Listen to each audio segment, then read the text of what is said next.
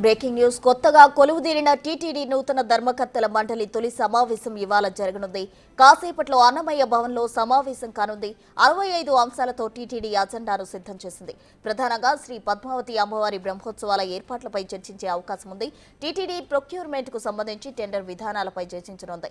సామాన్య భక్తులకు శీఘ్ర దర్శనంతో పాటు వసతి సౌకర్యాలు కల్పించే విధంగా చర్చలు తీసుకోవడంపై చర్చించే అవకాశం కనిపిస్తోంది. దీనికి సంబంధించి మరిన్ని వివరాలు మా ప్రతినిధి దామోదర్ అందిస్తారు. దామోదర్, చెప్పండి. అయితే మరి కాసేపట్లో నూతన ధర్మకర్తల మండలి అయితే తొలి సమావేశం కానుంది. టీటీడీకి సంబంధించి దీనికి సంబంధించి పూర్తి వివరాలేంటి? ప్రస్తుత కూటమి ప్రభుత్వం ఏర్పడిన తర్వాత నూతనంగా ఏర్పాటైన టీటీడీ ధర్మకర్తల మండలి సమావేశం ఈరోజు ఉదయం 10:30 గంటలకు అన్నమయ్య భవన్లో ప్రారంభమవుతుంది.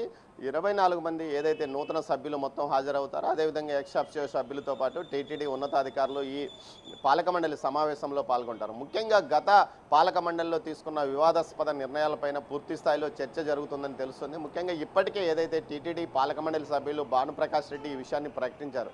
ముఖ్యంగా ఏదైతే ఇంజనీరింగ్ పనుల విభాగానికి సంబంధించి పెద్ద ఎత్తున అక్రమాలు చోటు చేసుకున్నాయి. దీనికి సంబంధించి మొదటి సమావేశంలోనే చర్చ జరుపుతాము. అదేవిధంగా ఒక సబ్ కమిటీ ఏర్పాటు చేసి గత అవకతవకలపై కూడా విచారణ చేయడానికి కూడా పూర్తి స్థాయిలో ముందుకు సిద్ధంగా పోతామని చెప్తున్నారు. మరోవైపు ఏదైతే నూతన పాలక మండలి అధ్యక్షుడు అన్య మతస్థుల గురించి ఇప్పటికే మాట్లాడాడు. ఆ విషయం కూడా చర్చ జరిగే అవకాశం ఉంది. మొత్తం మీద చూస్తే టీటీడీ పాలక మండలి నూతన సమావేశం పూర్తి స్థాయిలో ఏదైతే నూతన ధర్మకర్తల మండలి సమావేశం పూర్తి స్థాయిలో అన్ని అంశాల మీద చర్చ జరిగే అవకాశం ఉంది. అయితే నిర్ణయాల విషయం మీద మాత్రం పద్మావతి కళ్యాణాలు ఏదైతే పద్మావతి అమ్మవారి బ్రహ్మోత్సవాలతో పాటు ఇతర అంశాలపైన కూడా చర్చ జరిగే అవకాశం ఉంది. అదేవిధంగా వసతి గృహాలకు సంబంధించి భక్తులు చాలా ఇబ్బంది పడుతున్న పరిస్థితి.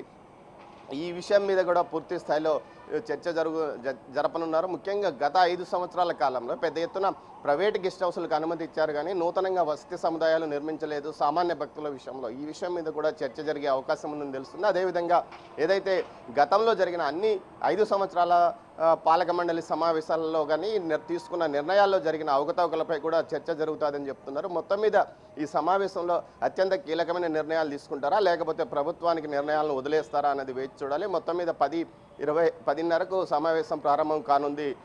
ప్రస్తుతం థ్యాంక్ యూ దామోదర్.